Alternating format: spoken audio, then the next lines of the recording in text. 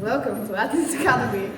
Yet again, I am going to go to the sites again, because why not, for the new people. Yes, so the schedule is, firstly we're going to talk about argumentation with me, then Chris is going to talk about rebuttal, and then Ilya is going to talk about extensions and strategy. Now again, this is not going to be the most interactive session, because we have tomorrow for interactive stuff, which will be very helpful.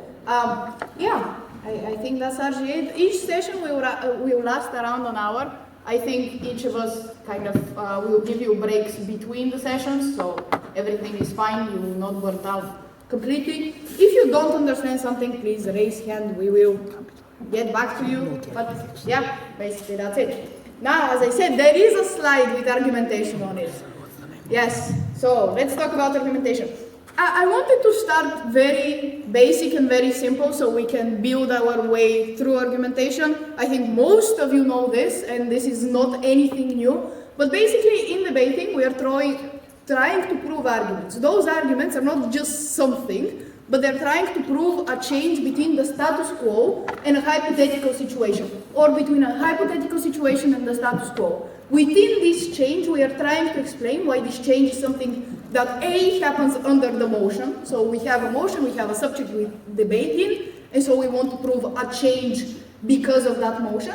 And then we need to prove the importance of the change, why we actually want the change to happen, aka the status quo is not great. We have, I don't know, in the Balkans corruption, and we have then a motion that tries to tackle that, and we are trying to explain as to why the subject of the motion leads to a significant change in the status quo that we are bringing in, and then we are trying to claim the importance of this change. Now, we're going to start with a couple of definitions, because us debaters really like throwing jargon around, which doesn't necessarily mean anything, and those definitions, by the way, I came up with them on my own. Like, I use mechanism in a certain way, other people might not, but I think just for the purposes of this presentation, just I don't know, listen to me for a while, and then I hope it makes sense as it does in my head. Basically, the building blocks of any argument and anything within debating, it's going to be also in rebuttal and weighing, but Chris might have another opinion on that, that's fine, is claim, analysis, mechanism, and impact.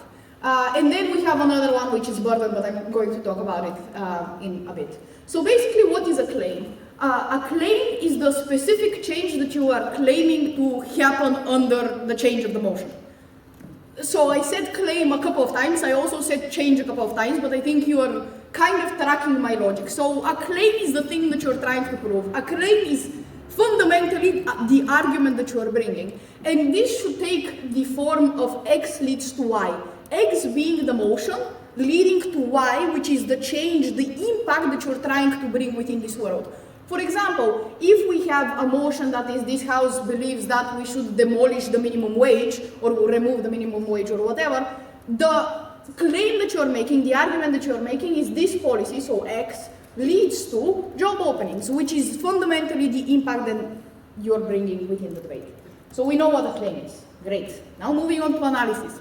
Analysis is a piece of information, it can be intuitive, can be logical, can be factually correct, that you are bringing to support this claim. Analysis is, as I view it, the smallest building block within the argument.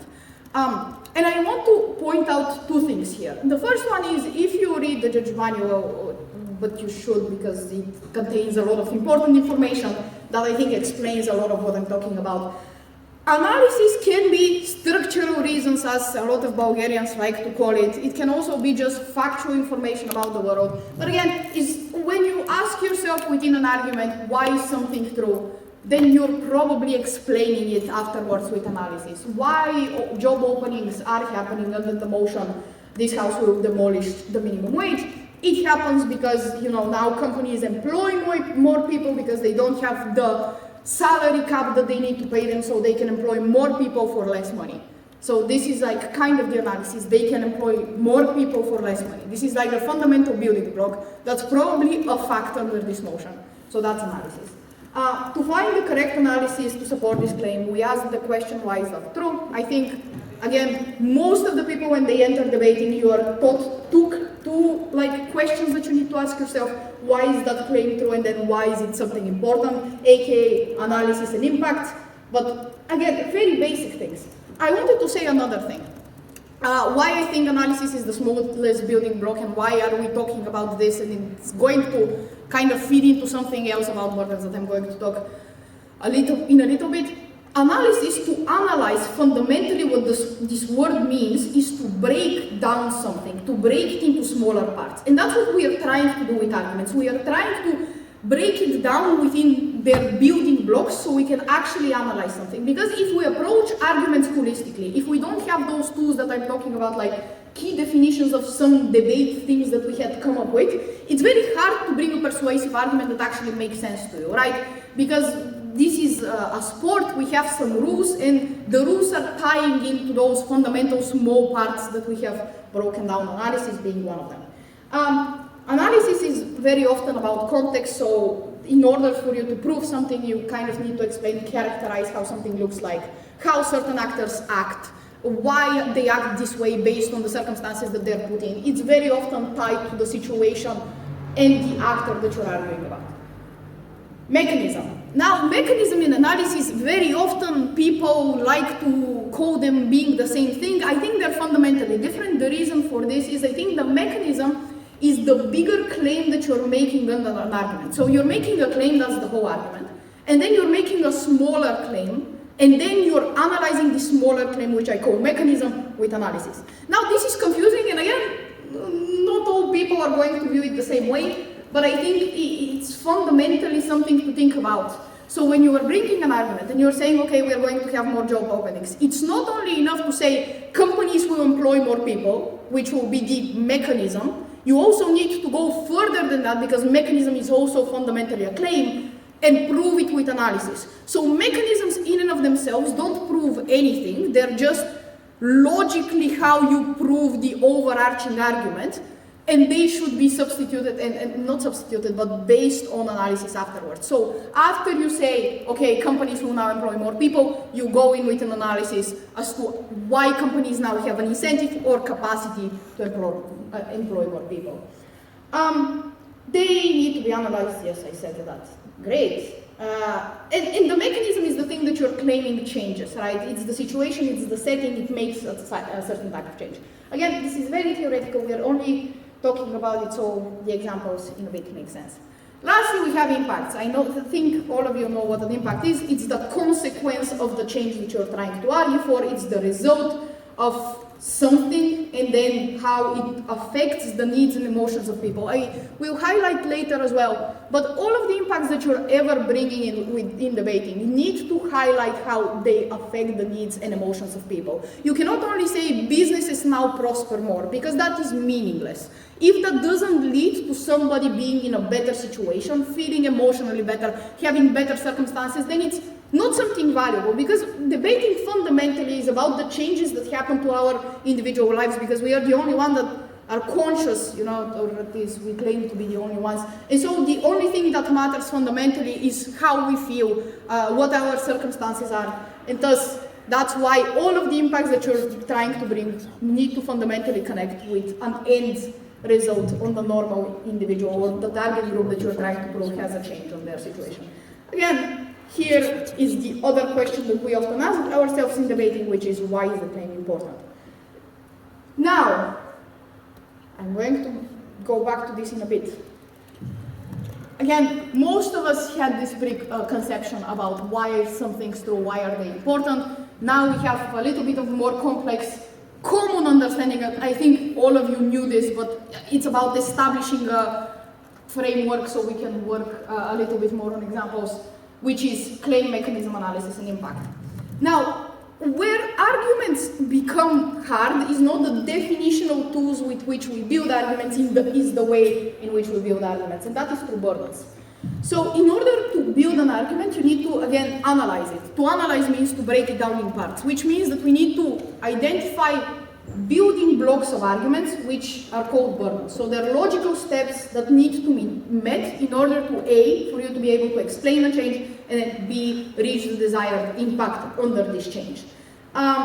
you need to break the argument apart in certain subdivisions, and that is what we call a burden. Now, the example which I'm going to use is a very basic one. I think all of you have encountered it, is this house will legalize weed or drugs or whatever. Just for the purposes, we are going to talk about weed, but also the impacts that I'm claiming and also about generally drugs. So the claim or the argument which I'm going to make is more people will get help.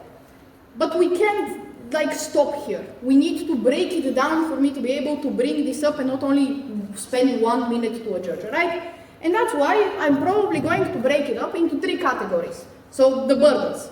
We have problem in the status quo that is preventing people from getting help, because if there is no problem in the status quo, then I'm not proving a significant change that does something, right? So I need to set up as to why this change is necessary. That often is done through problem in the status quo. Then, within a second subgroup of analysis, I'm going to talk about the solution, as to why these changes under the motion. Again, arguments are fundamentally about change under the motion, and then I'm going to talk about the impact, e.g. consequences of that change, and as to why they're important. Now, how this will look like for this argument. The problem in the status quo, I can claim, is that you don't seek the help, for example, when you're overdosing or when you're having some trouble. It might not even be overdose, but you're having heart palpitations after you have smoked weed or whatever. I'm going to break it down as to why you don't seek help. A, you will get booked for using drugs by the police if you go to a hospital. And so this is the reason as to why, there is a problem in the status quo, there is a legal barrier that is preventing people from seeking help in a moment that they have used drugs. The second one is not even so much that they will book you for doing the drugs, because honestly, if it's weed, nobody will ever care that you have used weed. They only would care if you sell it. But you have a fundamental fear that they will book you. So this is a second problem in the status quo that's, again, stemming from the same fundamental problem, which is the motion, which is in the status quo it's illegal to use drugs, that you will not reach out for help in a moment that you need it. Now the solution is flip of those problems. And this is something important. When you're bringing up problems, the solution is very often flipping those problems, but not necessarily leaving the problems unflipped.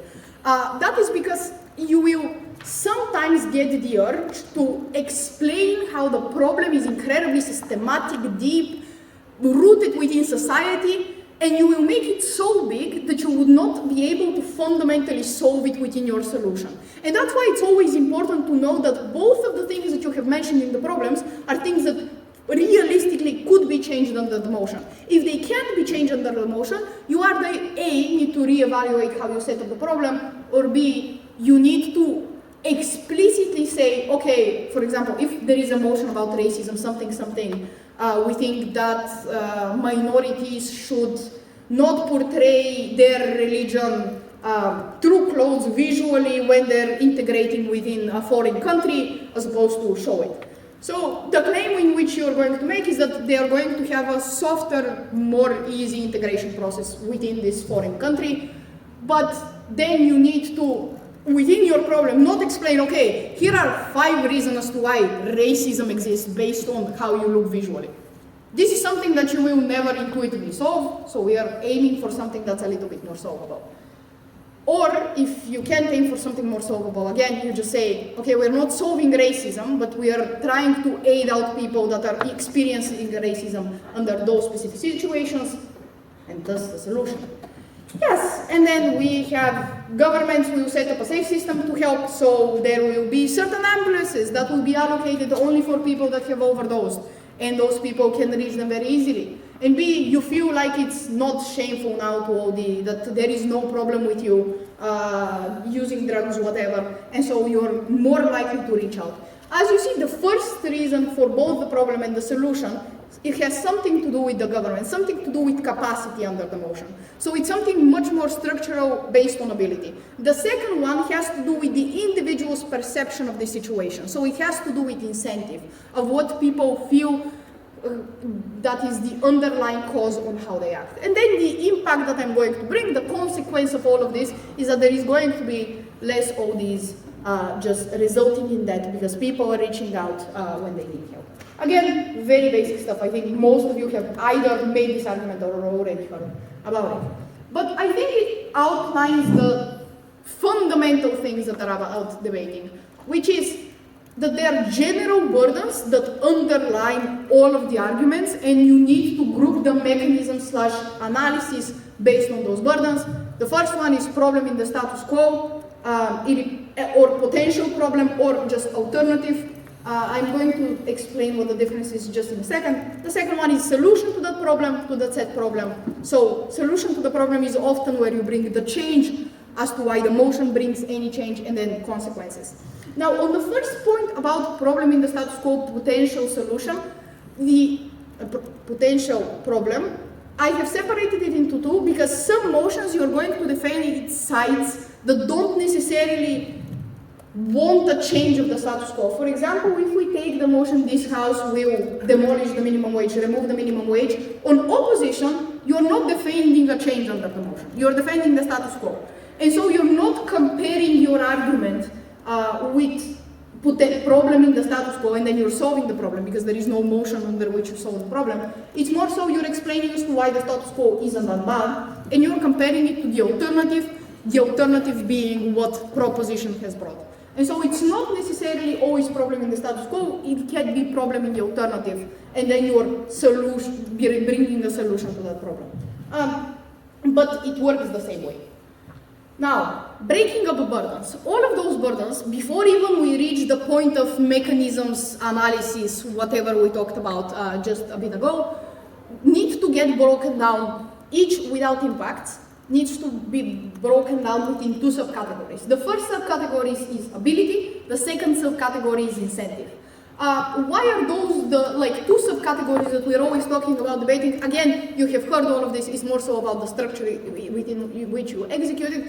But if I argue that there is an Empire State Building going to be built in the center of Sofia, not in Athens because I'm just deeply nationalistic and I really like talking about Bulgaria, I need to both prove that I really want to build this Empire State Building, but this is not enough because I'm not a billionaire and I probably don't have the money. So I both need to set up that there is an incentive for this to happen, but also an ability for this to happen. So we need the resources for this to be able to happen. But again, if I am a billionaire, hypothetically, and I'm not incredibly nationalistic, then there is no incentive for me to build this Empire State Building. That's why they always work hand in hand. You always need to prove incentive for something to happen and ability for something to happen. If we go, actually, we'll go back in a second. Now, look at the cool animation I did. Very cool, thank you. Why is this, I don't know how this goes in English, by the way, but you know how it goes to one side and the other, and it's kind of continual and it doesn't stop. The reason why I put this animation is because in some motions, it's not necessary for you to prove both incentive and ability. Because the motion might side sometimes with incentive, so the incentive is obvious, or sometimes it might side with ability, so the ability is obvious.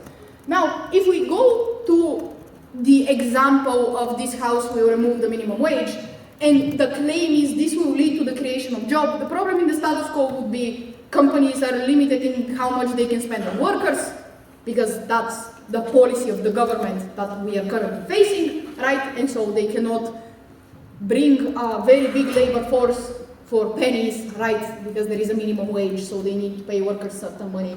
And so the profit that they make is allocated based on this minimum wage. So this is the problem in the status quo that we are facing. And by the way, this problem of status quo, in order for it to actually be a problem, it doesn't stop there. You need to explain as to why this is something harmful. You need to explain as to why there is a lot of people are unemployed, there is mass unemployment, and this is harming a lot of people's lives, and the government does not have the capacity to deal with those people. So a lot of people are either homeless or a burden to their family, and this is causing a lot of problems.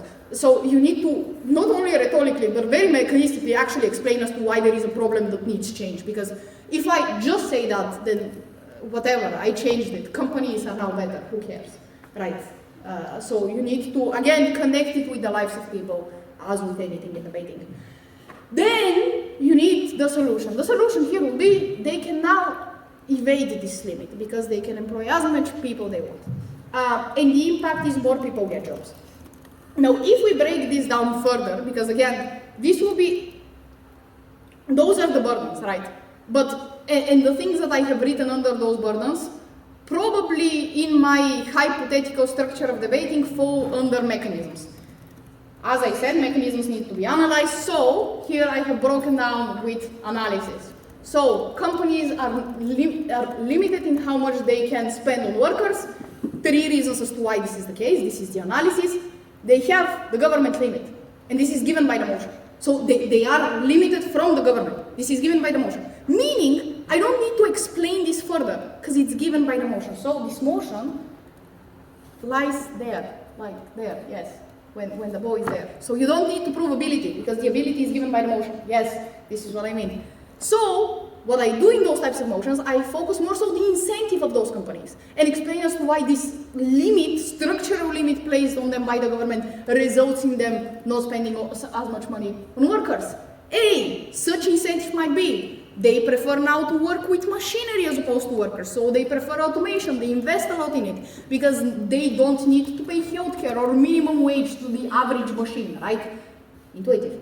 Or more people are more liability. So even if they're able to get more people because of minimum wage and all of the things tied to minimum wage, because it's not only minimum wage, it's healthcare, it might be lawsuits from those workers for wrongful termination, it might be incidents that are happening within factories. Like there are a lot of liabilities that are connected with the average worker. So even if companies under this have the capacity to employ a lot of people, they don't necessarily meet the threshold for companies to want to employ those people because they have a liability, because each individual worker is a liability. So it needs to be very profitable for them to employ them, so you evade this threshold of liability that's costly for corporations. And those fall under incentives, right? It's the incentives behind companies not employing a lot of people beyond the structural government setting of something. Now the solution is the same. They can now evade this limit. They can evade this limit given by the motion, so I don't need to explain it further. The ability is given. So I'm more so focused on the incentive. They have now an incentive to get more people. By the way, again, this is more so a mechanism. I need to give 2-3 reasons as to why they have an incentive to now get more people when this ability has been overcome. Yes. Now, I wanted to go back for a second and talk about, yes, this fundamentally. How does this then look like in an average argument? I have pulled out, this was for WSEC this year, I was case prepping, so I have like an argument written down. So you track the structure in my head that I'm trying to explain to you. Now, the motion was, this house believes that major tourist destinations should significantly limit the number of tourists that can visit. Haha, you debated that motion in front of me. Yes. Do you see how everybody wrote the case that the kids said? Yes. It was not original whatsoever. Never mind the counter probe. Okay. So we have an argument. The argument or the claim is this leads to severe limitation of economies of tourists based on countries. Okay, this doesn't make a lot of sense. What I meant here when I wrote it probably was this leads to a lot of economic problems for the countries that their economies are based on tourism. So for example, Greece.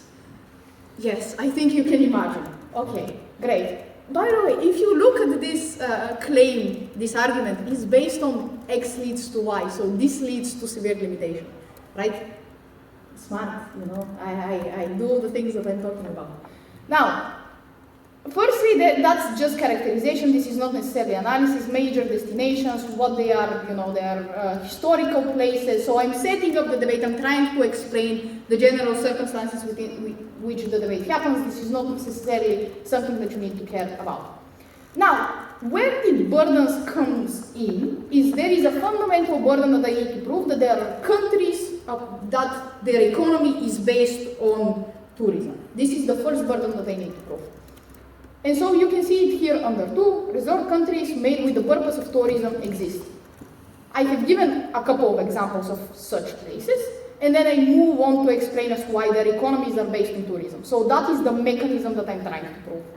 Under which are all of the, more so, those are also kind of mechanisms, because I have also proven them further down. But I think you understand the underlying logic, right? The first reason is those places have no natural resources. A lot of economies either need to be built on something very practical, such as natural resources, you extract them, then you make an economy out of that because you are exporting it, on, you're self-sufficient, whatever. So those places have no natural resources. It is true for some of those countries, so they don't have this manufacturing side that they can develop and fall back on. They need to find an alternative. Tourism can be a nice alternative because you don't need anything practical within your country. I guess maybe you need the Romans for them to build the Acropolis, whatever. Well, that happens to a lot of countries, you know. The Roman Empire was big, whatever. It was not the Romans, I know. That's fine. Then, second reason as to why this is the case. So another analysis is they haven't been historically impoverished through colonialism.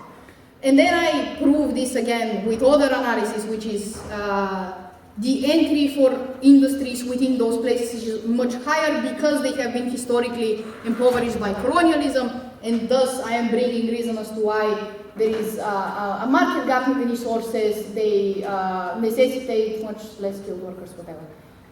Yes, and so this is like a chunk of analysis that is proving the fundamental burden, which is resort countries are made with the purpose of tourism, and they basically are inflexible to change.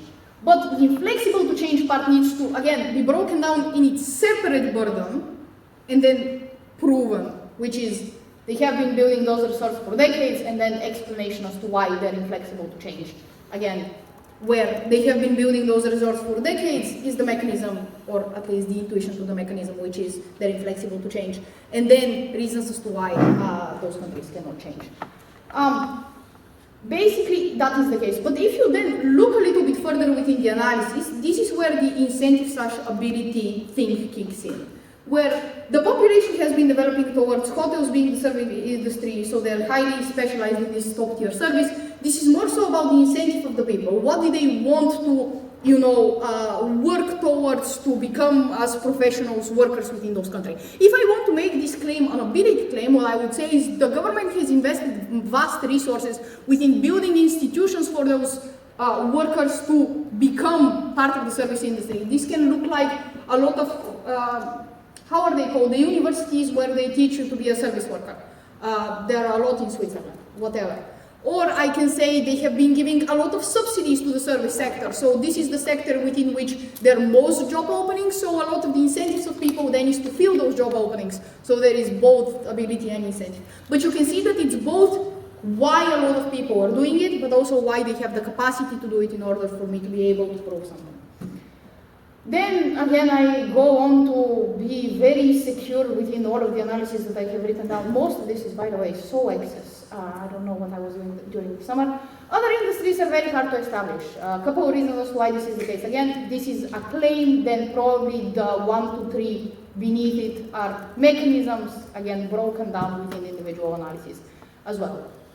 Then I have set up the problem, right? I explained as to why those countries had a very hard, they are very intertwined within tourism. Now I need to explain why this problem breaks, or as to why it's so bad if we implement this motion. We're talking about the position in this motion.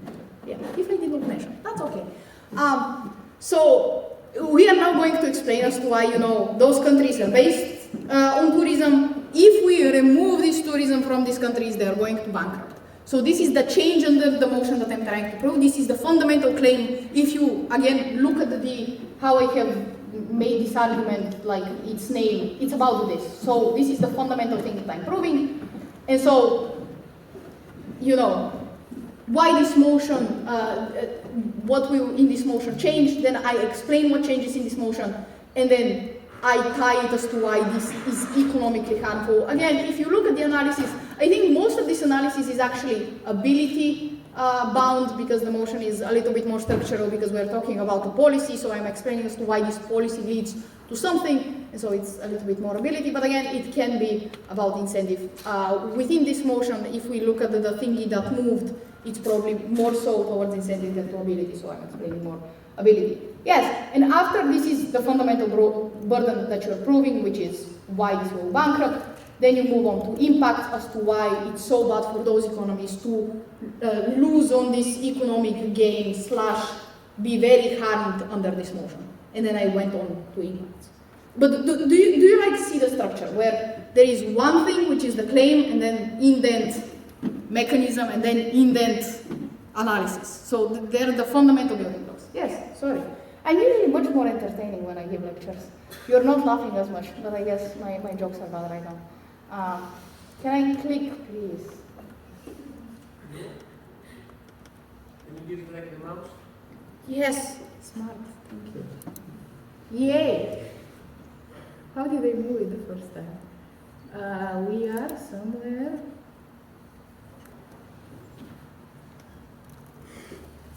Yes, technical information, yeah, again. You're having so much fun. So much fun. Yes, how to think about arguments. Okay, why am I even trying at this point? That's true. But I had a reason as to why the mouse is here. I don't remember this reason, but it must have been a good reason. Okay, how to think about arguments. Now, the structure I explained, again, relatively basic stuff, relatively intuitive. You have heard this, if you don't think about arguments in this way, you have heard feedback about this, and then you're like, somebody else told me this. Velina, why did we fly you here? You're so unoriginal, fuck you.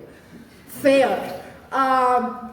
But the point is, you need to have a structure within your brain, like kind of a template of how to structure a speech for you to be able then to structure a speech within high-stress situation, which is debating. You have 15 minutes to come up with the case, to make the argument, and then if you're PM, if God doesn't love you because OG is the worst position ever, yes, then you need to kind of copy-paste this template and kind of only feel it.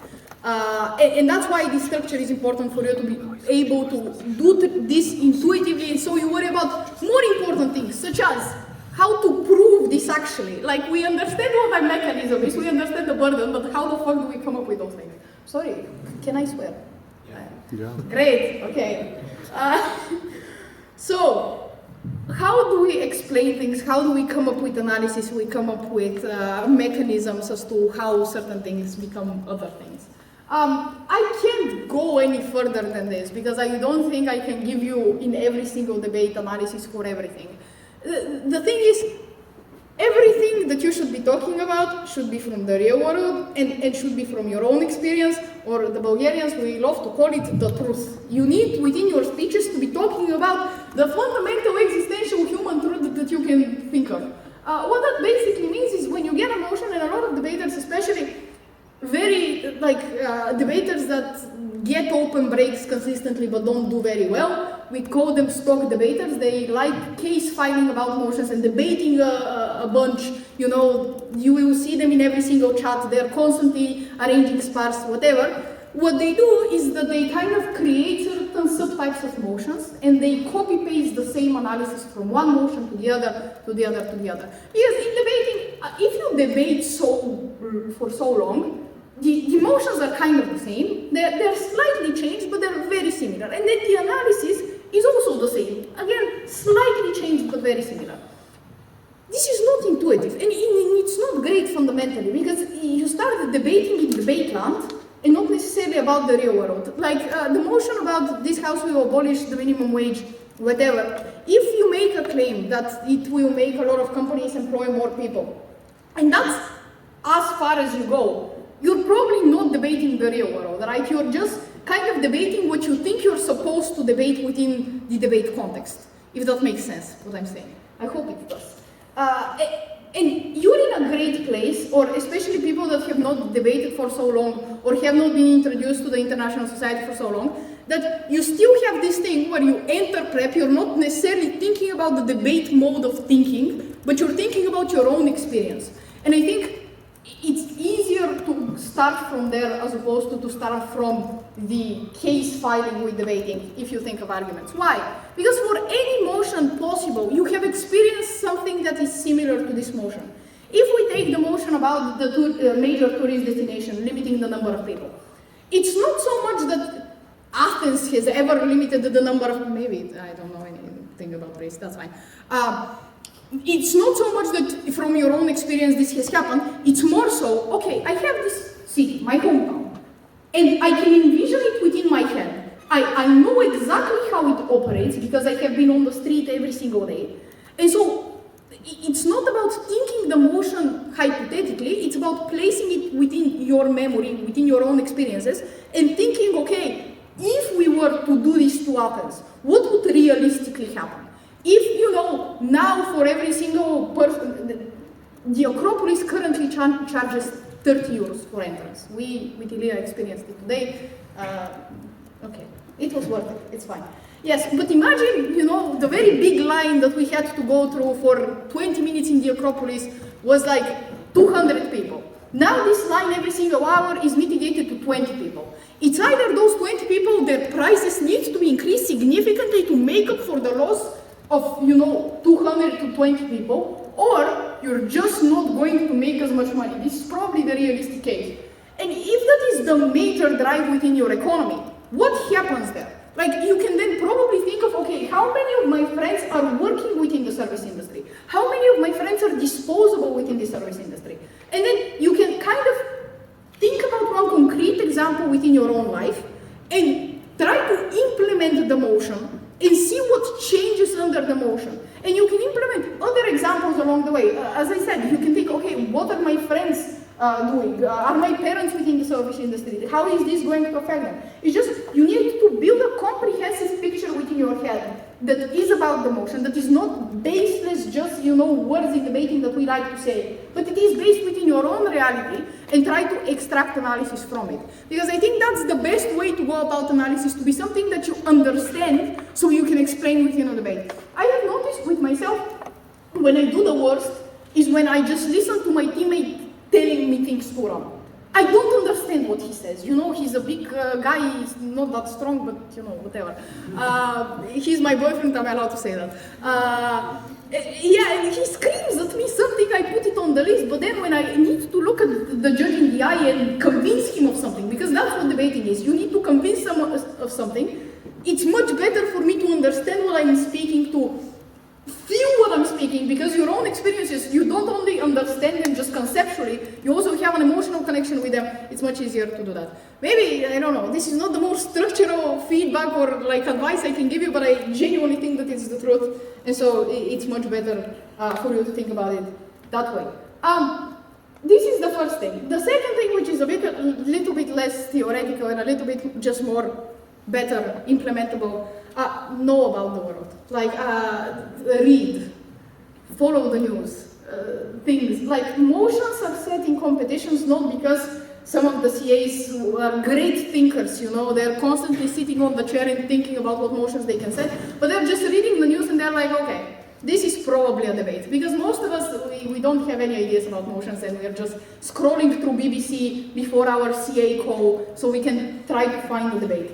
Right? And so, if that is the case, then it's very intuitive that you will be able to build arguments if you know about the things that are happening. For example, at HWS round robin this year, where Chris debated and reached the final, there was this motion about this house believes that it is in the interest of animal activists. Animal welfare. Animal welfare? Yes. I don't see the difference, sorry. So, we're going to say animal activists because that's what I understood. Animal welfare, whatever, to lobby the government for removal of monopolies in meat industries. You understood what the motion is, right? So, there are these animal activists, they have some political capital, they should use this political capital to remove monopolies of meat. Now, I look at this motion and I don't understand this motion. It's very unrealistic that I'm going to know a lot about it. And if I am to make a case, I'm going to probably say something along the lines of, okay, what is the problem in the status quo? The problem in the status quo is that those large meat companies are probably harming a lot the animals. That might be one line of argumentation, so this might be my argument that animals are going to get treated better if they come from smaller farms rather than monopolies. Whether this argument is true or not doesn't matter, I'm just trying to look at it logically, so I thought of a problem, I made an argument about it.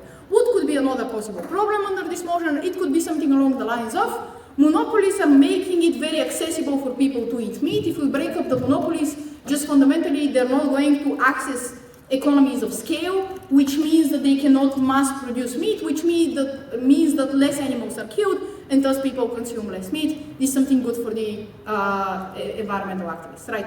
So this is probably going to be like a second argument they bring, that there is going to be just less killing of animals because of the reasons I just said.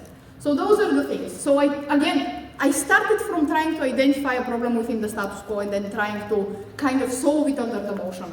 For the first argument, this will look like when we break up monopolies, the farmers individually are going to treat the animals more humanely. Again, if I try to think of reasons as to why this is the case, I'm going to struggle a little bit, but it's just for like the purposes of me trying to come up with an argument. For the second thing, which is people are going to consume less meat, I can probably think of reasons. You know, the government is spending a lot of money on those monopolies, and those monopolies act as economies of scale. By the government spending a lot of money on those monopolies, I mean subsidies. Those companies are big companies, they can lobby the government to give them money. The government probably, when it's the food industry, they give a lot of subsidies to them. Give them subsidies which make meat very affordable, both because of the economies of scale that they're accessing and because the government is subsidizing them. So meat, we can produce the mass and we can make it very cheap, which means that a lot of consumption is happening. And so this is bad because a lot of animals are killed. If I want to solve it, then I'm explaining as to why the small farmers will not have the same lobbying power nor access to the same economies of scale. So lobbying power and economies of scale are the two mechanisms, so the analysis has to be under them. And then the consequence which I'm going to bring is about this. Why did I bring this example? Because this would be how I would approach this motion, just very structurally through the template that we talked about, if I didn't know anything. But as a very, trying and motivated debater, then I opened Google and I Googled what this motion is about. And then I read a lot about the motion, and it figured out that the first argument is much more important, much more real than the second argument. And it was something along the lines of, in America, there are 60 slaughterhouses, like very big plants of slaughterhouses, only 60 for the whole 50 states, which means that there is 1 point something slaughterhouse per state. And the states are very big. They are bigger than Greece, they are bigger than Bulgaria, so we're talking about from one side of Bulgaria to the other, it's like 5 hours drive. But also, those slaughterhouses are owned by different monopolies, right? It's a monopoly, but that doesn't necessarily mean that there is only one company. There are probably 3 companies. Which means that if I am a cow that is slaughtered within Texas and that is grew up within Texas, the slaughterhouse is within, California, and thus I need to drive all the way up there because, again, because of the monopoly, there are only very limited slaughterhouses, and they found that this is much more efficient to slaughter animals, whatever. Which actually, this drive is one of the most terrible experiences that any animal could ever suffer, because they're deprived of water, they're deprived of food, they're in a very small space, they are under extreme heat. A lot of them die during this ride. Generally, I don't understand particularly why monopolies do it, but they do it. It's a very big problem within America.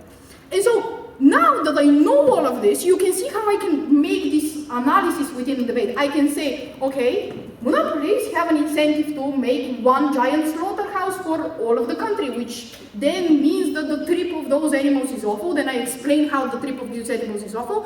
Then I say, okay, monopolies, when they break up, it's not going to be the same because the farmers are going to slaughter the animals locally, so they don't have to experience this. So that is my alternative, that's my solution. And then I explain my solution. And so from this information that I have gathered in the internet, whatever, from my own experience, then I'm able to make this argument because I just understand the issue much more deeply. I think, although we as debaters, this is for me, are so elitist to the average person, and we're like, they don't understand debates, they don't understand arguments, they are so stupid, they don't think logically.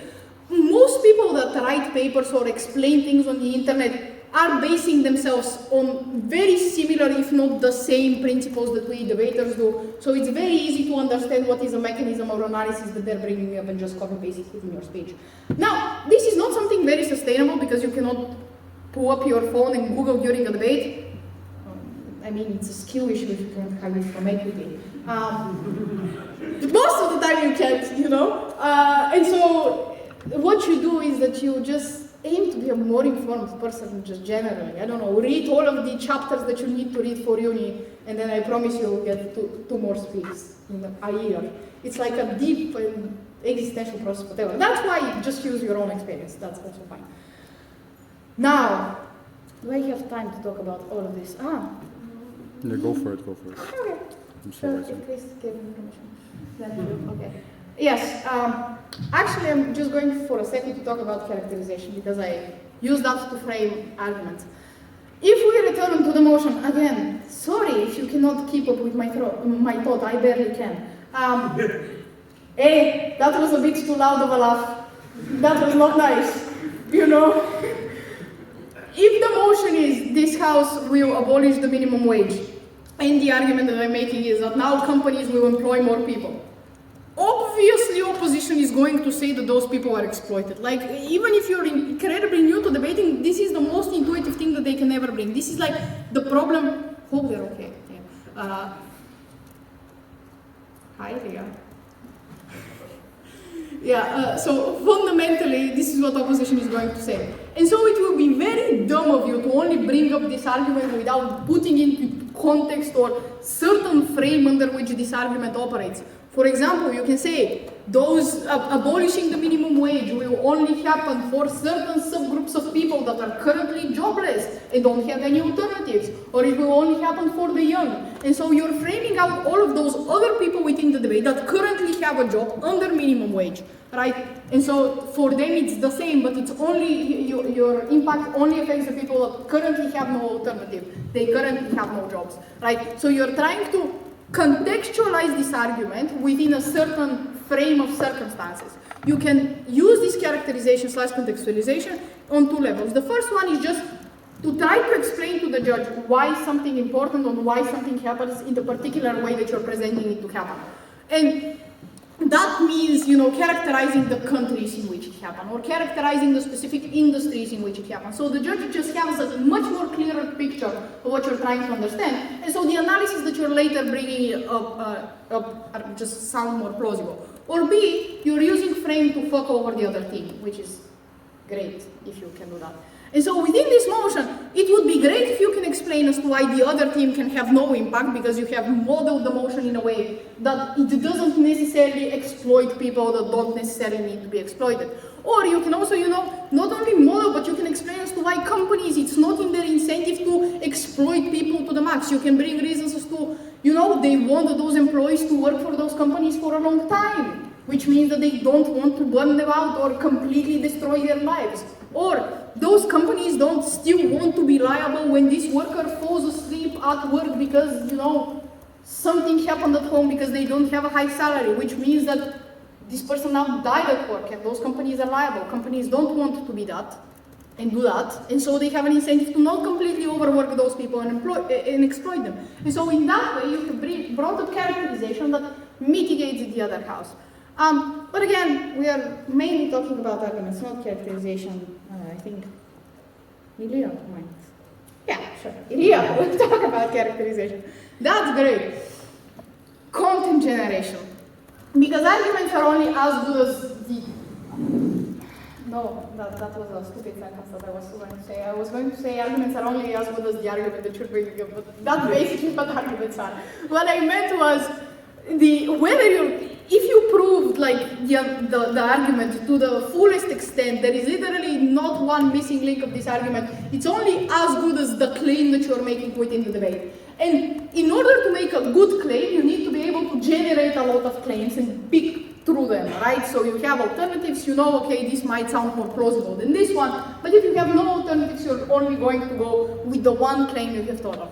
Those are three methods that you can use to generate a lot of claims. Not all of the claims that you're going to generate are going to be great under those methods. Just by the virtue of motions might have a lot of claims, not all claims are made equal, and so you should pick and choose between those claims.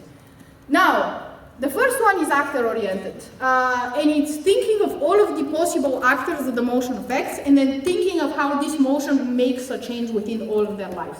If we take this house, we will abolish the minimum wage, all of the actors that the motion affects is current workers within those corporations, workers, unemployed workers, the companies, the government, families of those workers, and then I can probably go on. But I have like 5 actors, and then I'm going to try to think of a change under this motion for all of them.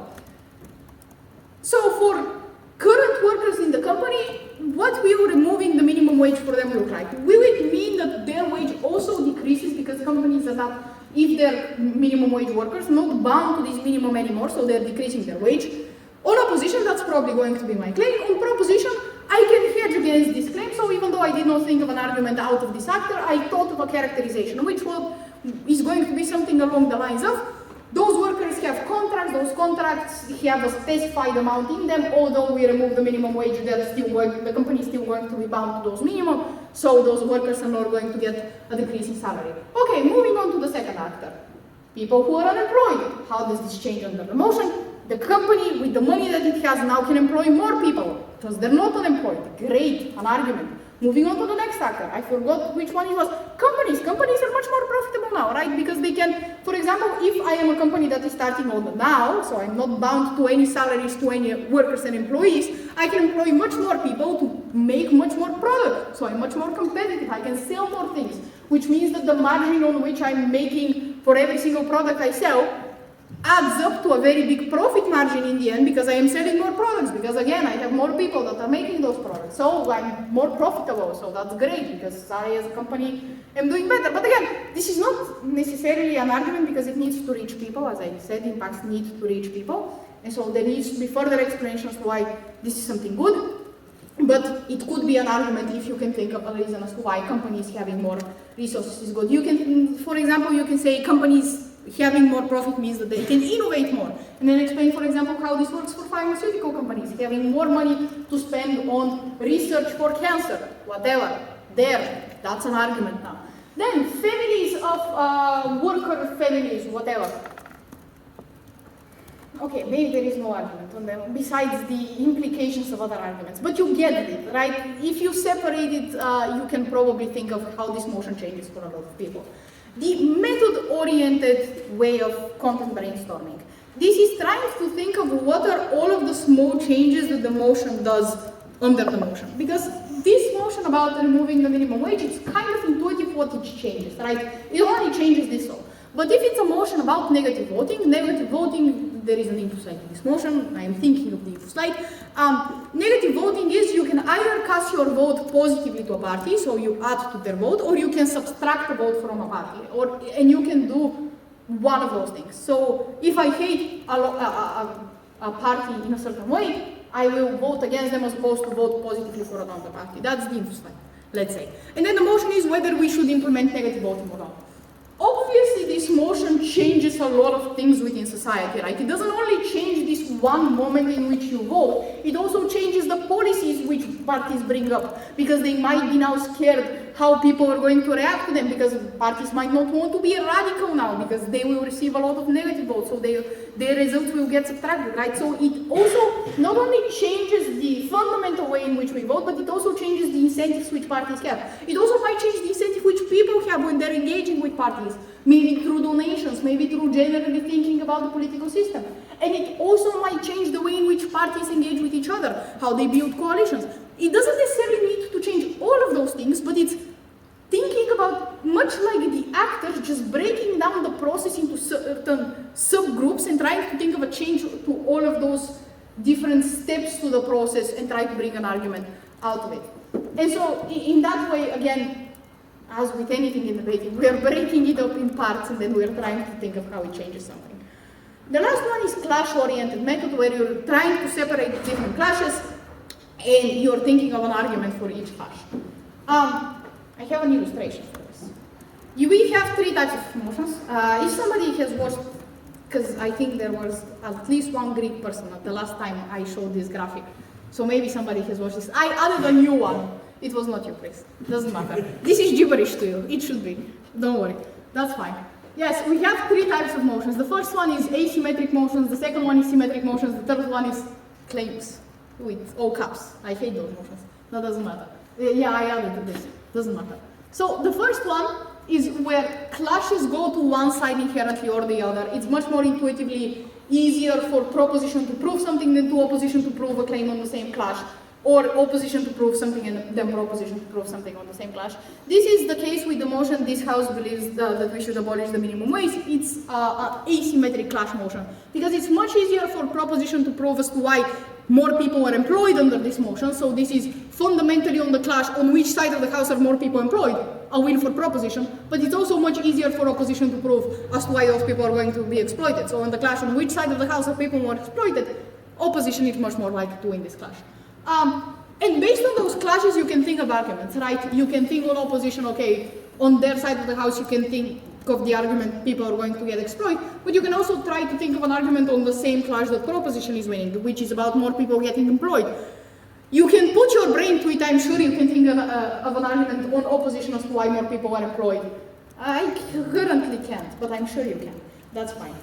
So those are one type of motion, but again, these are one types of clashes. The second types of clashes are kind of symmetric clashes, where they can go to either side of the house, there is no current intuition. Those are the types of motions where both proposition and opposition are arguing for the same impact. Those motions often take the type of this house prefers this policy over this policy, or this house believes that this policy has done more harm than good, because it fundamentally introduces an alternative, and you're probably arguing about the same things.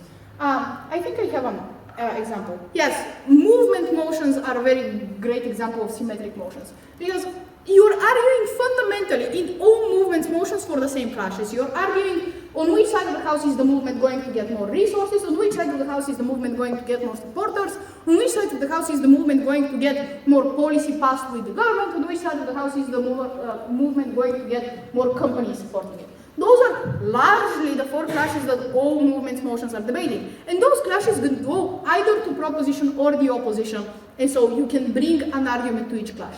But as I said, there are four clashes, which means that both proposition and opposition can think of four different claims that they can make under those clashes. So you can generate four different arguments each side on those clashes. And that's why it's a content generating method which you can think of and think of how to think of arguments and generate claims within prep. Lastly, claims. They are motions that are not necessarily clash-based because there's so much things you can say under those motions. One of them is this house as a parents would raise their child in the countryside as opposed to in the city. Now, if you start thinking about proposition on this motion, there are literally 5,000 things you can say. You can say your child will now have better connection with nature. It's more safe, there is no crime in the countryside. They will have better education. No, that's more so a claim on opposition. Okay, continuing. They will have better friends. They will interact with you more. I don't know. They will have a shitty internet connection. That's more so opposition, but it can be proposition if you're trying to claim that the internet is bad. Well, you can go on to say they are just going to grow up to be a much better human being, whatever. But the thing is, there are multiple impacts that you can claim upon this child that are connected with the motion. And so, because there are so many claims, it's not about how many claims you're able to make. Those are the types of motions that even though you could possibly struggle in prep coming up with a lot of arguments, it's not about the singular arguments that you're going to make and bring within the debate, because you can bring a lot of them. And they're fairly easy to prove. You don't need to meet all of the burdens of an argument. You just need to explain as to why something happens on your side of the house and it doesn't happen on the alternative. For example, why cities are very high with crime, why countryside is not. Then it's an intuitive benefit as to why the child not being under the threat of crime is something important. And then this is like 30 seconds and you can move on to the next thing. It's more so about how you then group those arguments under bigger claims such as the child would be a much better human being, just in general. But this is just a note that there are certain types of motions within which you can think of a lot of arguments. Do not, if the motion is like this, and you can think of 5 things within prep without actively trying to think about 5 things within prep, do not focus on one singular idea, because the motion necessitates for you to diversify the types of claims that you are going to bring. Yeah. And I think that's it. And Chris, who was very aggressively typing on his laptop, will now get to tell you all the things he was aggressively typing on his laptop. Exactly. Yeah, I hope you understand arguments better.